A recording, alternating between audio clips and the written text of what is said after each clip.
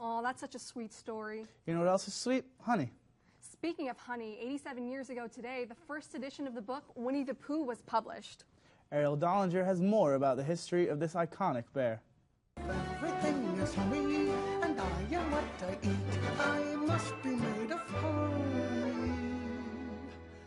And life is very sweet.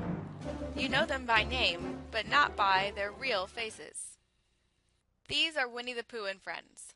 Piglet, Tigger, Eeyore, Kanga, and Pooh himself. Walt Disney loved the books so much that he made his movies. Kids come in, they don't recognize Winnie. It's really funny. He's had, the Winnie the toy looks different from Winnie from the books and Winnie from how Walt Disney envisioned Winnie in the movies. A. Milne's book was published on October 14, 1926, 87 years ago today. But it all started with his son, Christopher Robin Milne, and his toys. The New York Public Library has had Winnie the Pooh and his friends since 1987.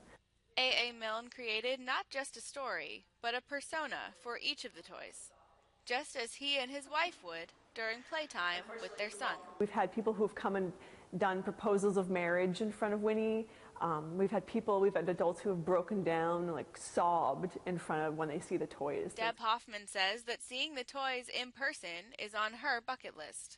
The 48-year-old Wisconsin native holds the Guinness World Record for owning the most Winnie the Pooh memorabilia.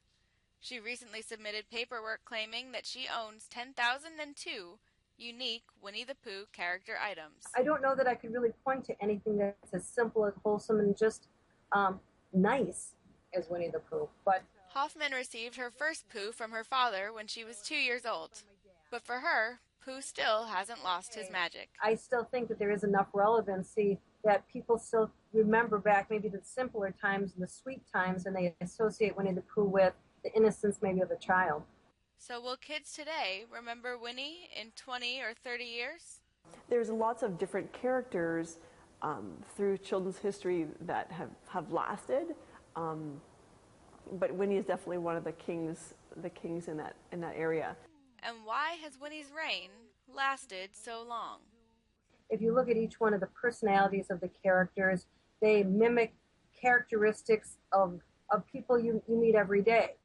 Pooh is always happy, Piglet is small but believes that he's brave, and Eeyore doesn't believe in anything.